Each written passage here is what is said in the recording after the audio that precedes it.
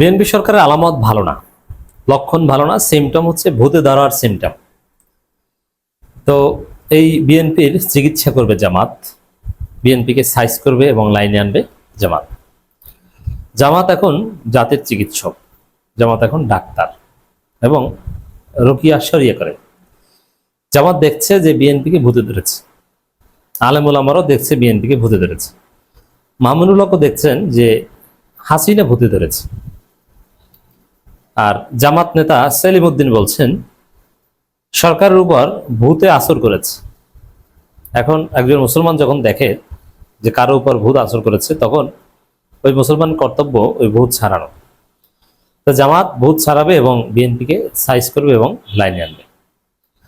দর্শক, বলে না যে সুখে থাকতে ভূতে কিলায়, তো বিএনপির এরকম সুখে থাকতে ভূতে কিলায়।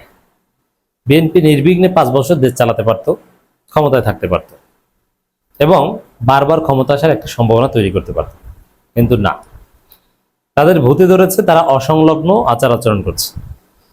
এই যে অযৌক্তিকভাবে বিনা কারণে তারা সবকিছু দাম বাড়িয়ে দিল, জ্বালানি তেল, এলপিজি থেকে শুরু করে সবকিছু, আর বলছে সামান্য একটু বাড়িয়েছি পাচার রোধে। কেউ বলছে না না বাড়াতে চাইনি। এই যে ভূতে ধরেছে তার প্রমাণটা দেখেন। কোনোদিন জনগণ বলে যে ভাই দাম বাড়ান প্লিজ, স্নেহের শিশু মুক্তিযোদ্ধা প্রধানমন্ত্রী প্লিজ একটু দাম বাড়ান না, ভালো লাগে না এত কম দামে, এটা বলেন? এটা হয় কোনোদিন? এটা কখনো হয় না। কিন্তু রুহুল কবির রিজভী বলছেন যে প্রধানমন্ত্রীকে জনগণ বলেছে দাম বাড়াতে, প্রধানমন্ত্রী দাম বাড়াতে চায়নি, কিন্তু জনগণ বলেছে দাম বাড়াতে, তাই দাম বাড়িয়েছে। কোন জনগণ বলেছে? কোনো একজন জনগণকে দেখাতে পারবেন যে জনগণ বলেছে যে দাম বাড়াতে জ্বালানি তেলে? দেখাতে পারবে না।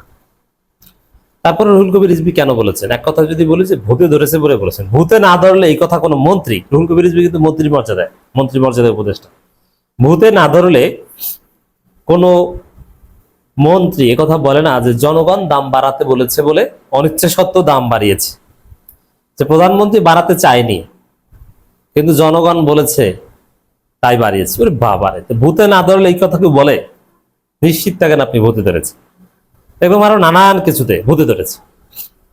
প্রধানমন্ত্রী যেখানে চারদিকে গালি খাচ্ছেন, তার কোনো মান সম্মান নাই, সম্মান দিয়ে কথা বলে না, সেখানে তিনি নিজে প্রতিপক্ষকে বলেন গুপ্ত। প্রতিপক্ষকে গুপ্ত বলার মতো কাজ তিনি করছেন। অতএব তাকে তো আরো অকথ্য ভাষায় অনেকে গালাগালি করবে, যদি এইসব গালাগালি আমরা সমর্থন করি না। শালীন ভাষায় গঠনমূলক সমালোচনার পক্ষে আমরা। হ্যাঁ, কিছু কিছু ক্ষেত্রে কিছু প্রতীকী অর্থে রেটরিক ব্যবহার করা, যেটা আমি করি, এটা করা যেতে পারে, বাট লিমিট বজায় রাখা উচিত। তো দর্শক, বিএনপি সরকারকে ভূতে ধরেছে, এটা দিবালোচনে স্পষ্ট, এবং এই ভূত ছাড়াতে হবে, এবং এই ভূত ছাড়াবে জামাত, এবং জামাতের জন্য এই ভূত ছাড়ানো ওয়াজিব, বাধ্যতামূলক। ন্যায় ইনসাফের সমাজ প্রতিষ্ঠা এবং দেশকে ইসলামী কল্যাণ রাষ্ট্রে পরিণত করতে জামাতের দায়িত্বশীলদের সহ সকল স্তরের জনশক্তিকে ময়দানে দুর্বার ও আপসহীন ভূমিকা পালনের আহ্বান জানিয়েছে বাংলাদেশ জামাত ইসলামীর কেন্দ্রীয় নির্বাহী পরিষদ সদস্য ও ঢাকা মহানগর উত্তর আমির মোহাম্মদ সেলিম উদ্দিন একসময় ঢাকা উত্তর সিটি কর্পোরেশনের মেয়র প্রার্থী ছিলেন, এখন আলোচনায় আছেন, কিন্তু এটা উচিত না।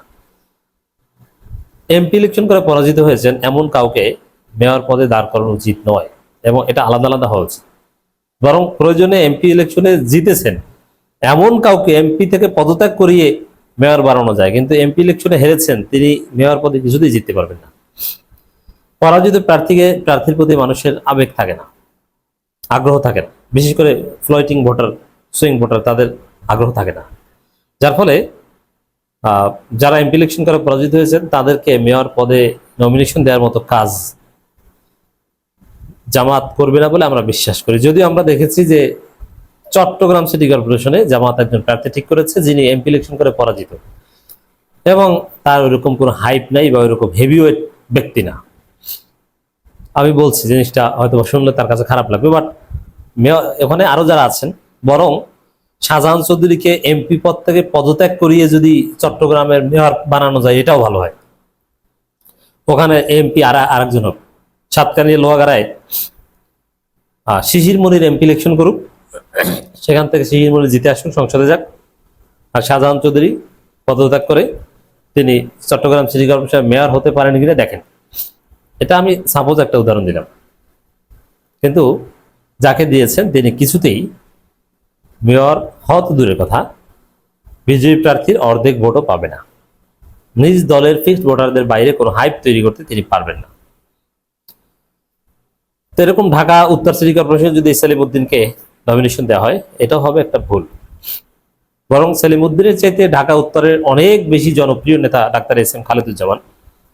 সেলিমউদ্দিন সাহেব ইসলামী আন্দোলনের পরীক্ষিত সৈনিক, বাংলাদেশের রাজনীতির পরীক্ষিত নেতা। তার প্রতি হাজারো স্যালুট এবং আমি তার ভক্ত। তার যে সাহস, ছাত্র জীবনে তার যে নেতৃত্ব, এখনো মহানগর উত্তরের আমির হিসেবে তার যে নেতৃত্ব অসাধারণ, সব ঠিক আছে। বাট ভোটের রাজনীতিতে এখন পর্যন্ত এস এম খালেদুজ্জামানের কাছে সেলিমউদ্দিন সাহেব শিশু।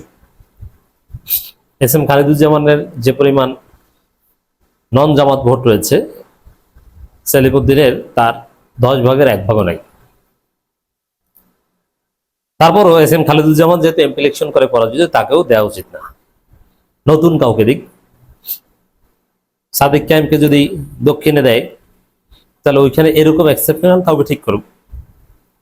আর যদি জোট শরিককে ছেড়ে দেয়, দ্যাটস ডিফারেন্ট। তবে ঢাকা দক্ষিণ আরো বেশি গুরুত্ব দেওয়া উচিত। তো দর্শক, সেলিমউদ্দিন সাংগঠনিক নেতা হিসেবে সব ঠিক আছে।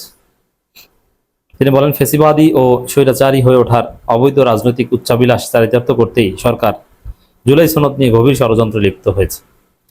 তারা জুলাই সনদে স্বাক্ষর এবং গণভোটে হায়ের পক্ষে প্রচারণা চালালেও ক্ষমতায় যাওয়ার পর তাদের উপর ভূত আসর করেছে। তারা সবকিছুতে এখন ভূতের মতো পশ্চাৎ। ভূত নাকি উল্টা দিকে হাঁটে, তো উল্টা দিকে হাঁটছে, উল্টা দিকে হেঁটে কাজে কর্মে উল্টা দিকে হাঁটছে জুলাই সনদের বিরুদ্ধে, আর বলছে যে আমরা জুলাই সনদের পক্ষে। যেমন তারেক রহমান, আমি যখন রেকর্ড করছি তার একদিন আগেও বলেছেন বগুড়ায় যে বিএনপি অক্ষরে অক্ষরে জুলাই সনদ বাস্তবায়ন করবে। আরে আপনি হাঁটছেন ভূতের মতো উল্টো দিকে, জুলাই সনদের বিপরীত দিকে, আর বলছেন যে অক্ষরে অক্ষরে করবো। আপনার কথা তো কাজে মিলছে না।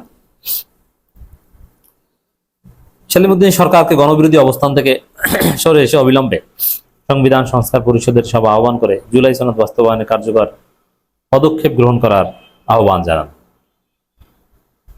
সেলিমউদ্দিন বলে, ইসলামী আন্দোলন কোনো গতানুগতিক রাজনীতি নয়, বরং আত্মমানবতার কল্যাণ ও মুক্তির এক আপসহীন আন্দোলন। সব ঠিক আছে, কিন্তু এই সেলিমউদ্দিন অনেকবার বলেছেন যে আমরা ক্ষমতা যাওয়ার জন্য রাজনীতি করি না। তাহলে আপনি ইলেকশন করছেন কেন? এরকম স্টুপিড মার্কা কথা বাদ দিতে হবে।